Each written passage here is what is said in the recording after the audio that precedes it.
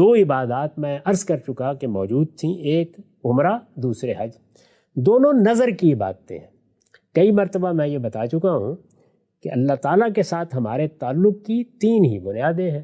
یعنی پرستش کا تعلق ہوگا جب ہم اس کا اظہار کریں گے، پرستش کا تعلق ہوگا، اطاعت کا تعلق ہوگا، اور اپنا جان و مال اللہ تعالیٰ کی نظر کر دینے کا تعلق ہوگا۔ تو نظر کی عبادت کیا ہے؟ عمرہ اور حج، اور یہ عبادت کا منتہائی کمال ہے، یعنی میں نے اپنے جان و مال اللہ تعالیٰ کے حضور پیش کرنے کا عہد کیا۔ اسی مقصد سے ہم عمرہ کرتے ہیں، اسی مقصد سے حج کرتے ہیں۔ یہ دونوں کیا ہیں؟ نظر کی تمثیل ہے۔ اس میں یہ لحاظ رکھا گیا ہے کہ حج چونکہ ایک ایسی عبادت ہے جس میں آپ کو 5 دن کی ایک مشقت سے گزرنا ہوتا ہے، پھر یہ کہ اس کے کچھ خاص ایام ہیں، یعنی وہ ذوالحج کے مہینے میں خاص دنوں ہی میں ہو سکتی ہے۔ جو لوگ اس کا تحمل کر سکتے ہوں وہ حج ہی کریں، ان پر زندگی میں ایک مرتبہ وہاں جانا فرض کیا گیا ہے۔ لیکن جو لوگ اس کا تحمل نہ کر سکیں،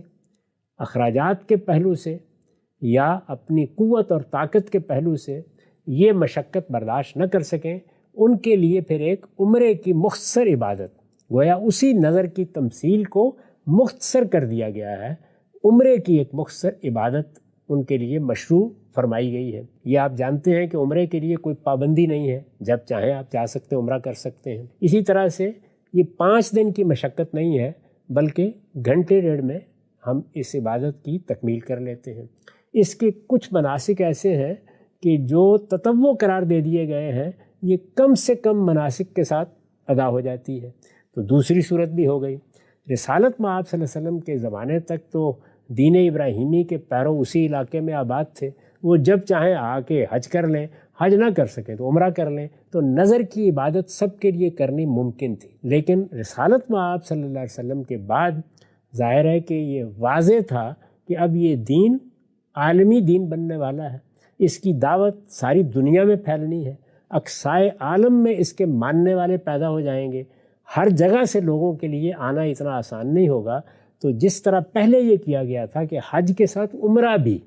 یعنی گویا ایک عبادت جو اپنی جامع صورت میں حج ہے، اسی کی ایک مختصر صورت عمرے کی صورت میں مشروع کر دی گئی تھی۔ اب اس کے ساتھ ایک تیسری چیز رسالت میں آپ صلی اللہ علیہ وسلم نے یہ مشروع فرمائی کہ وہ لوگ جو ان دونوں کے لیے نہیں آ سکتے،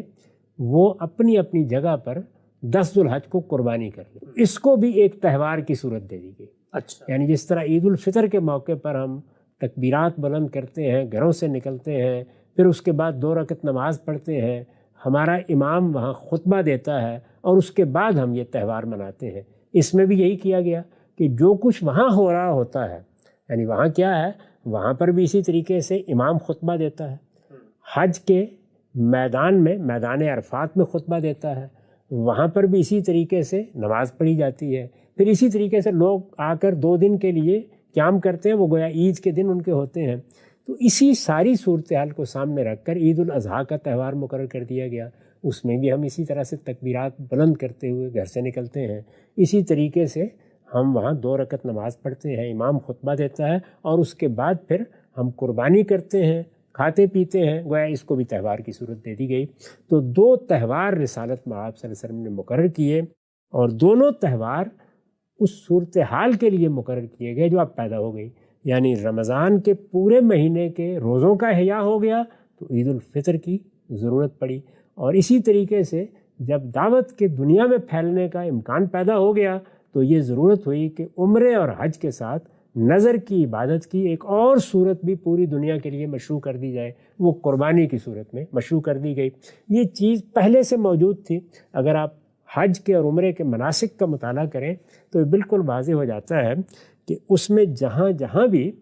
کوئی چیز کرنا ممکن نہیں رہتا، وہاں قربانی اس کا متبادل ہوتی ہے۔ گویا قربانی سب سے زیادہ سری صورت ہے جس میں نظر ممثل ہو جاتی ہے، تو اسی کو باقی رکھتے ہوئے پوری دنیا میں پھیلا دیا گیا۔ یہ میں نے اضافے کی مثال دی۔